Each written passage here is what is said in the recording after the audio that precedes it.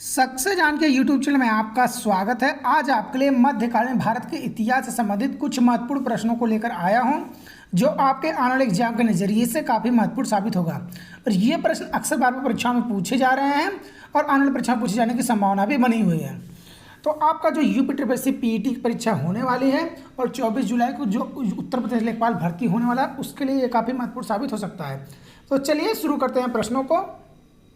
यहाँ पर पहला प्रश्न अगर बात करें पहले प्रश्न की, तो पहला प्रश्न यहाँ पर पूछा गया है,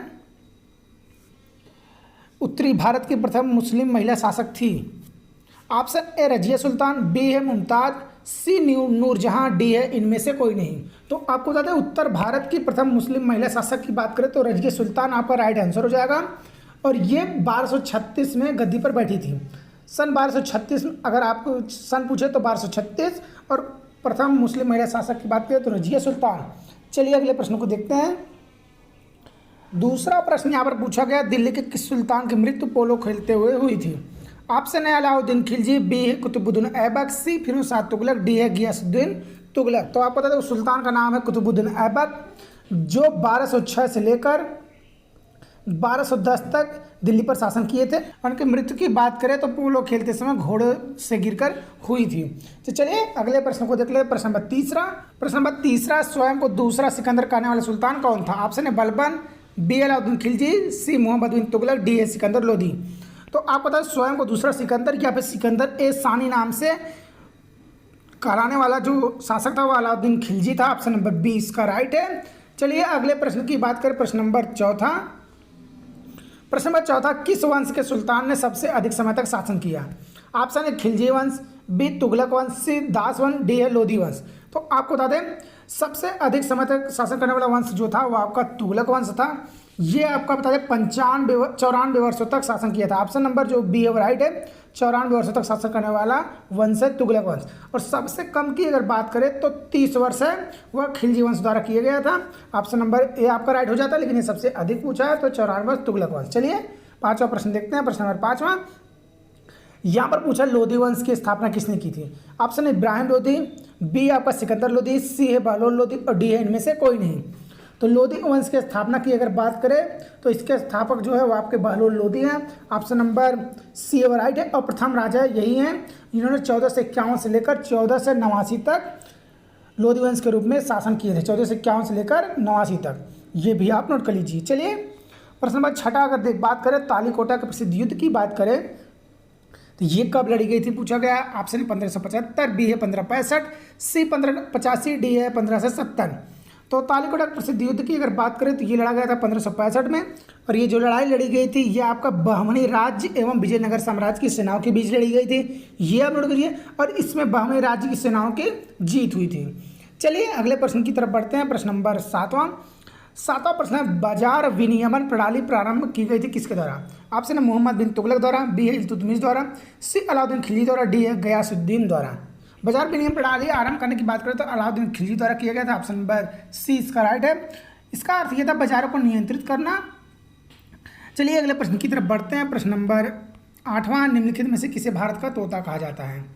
ऑप्शन है हुसैन शाह, बी है अमीर खुसरो, सी है बारबक शाह, डी है नानक। तो भारत का तोता की अगर बात करें तो ये अमीर खुसरो कहा जाता था, ये एक महान कवि थे। ऑप्शन नंबर 20 का राइट है। चलिए अगले प्रश्न की तरफ बढ़ते हैं। प्रश्न नंबर 9वां काफी महत्वपूर्ण है, ब्राह्मणों पर जजिया कर लगाने वाला दिल्ली सुल्तान कौन था।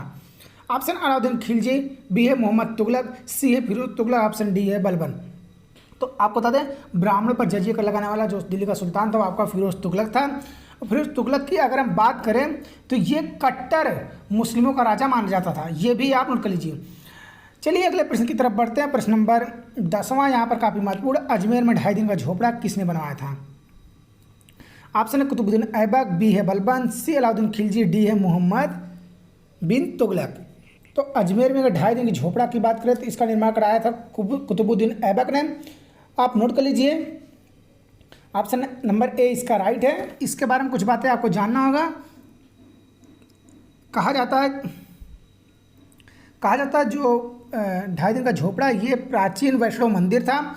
इसको कुतुबुद्दीन ऐबक ने सन 1193 में तोड़कर एक मस्जिद के रूप में, जिसे 2.5 दिन का झोपड़ा नाम से चर्चित है, उसके रूप में बदलवा दिया। तो अगर डायत में झोपड़ा की बात करें तो इसका निर्माण कराया गया था क्या 1193 में कुतुबुद्दीन ऐबक द्वारा। ये आप नोट कर लीजिए। चलिए अगले प्रश्न की तरफ बढ़ते हैं। प्रश्न नंबर 11 के बाद दिल्ली शहर की स्थापना किसने की? ऑप्शन है खिजली वंश, बी है लोधी वंश, सी है तोमर वंश, डी है तुगलक वंश। तो दिल्ली शहर की अगर स्थापना की बात करें तो ये तोमर वंश द्वारा किया गया था। ऑप्शन नंबर जो आपका सी है वो राइट है। चलिए अगले प्रश्न की तरफ बढ़ते हैं। प्रश्न नंबर 12 दिल्ली का पहला मुस्लिम शासक था। ऑप्शन है अकबर, बी है शाहजहां, सी कुतुबुद्दीन ऐबक, डी है अलाउद्दीन खिलजी। तो दिल्ली का पहला मुस्लिम शासक जो था वो कुतुबुद्दीन ऐबक था, जो गुलाम वंश का पहला शासक था और गुलाम वंश की नींव रखने वाला पहला सम्राट भी।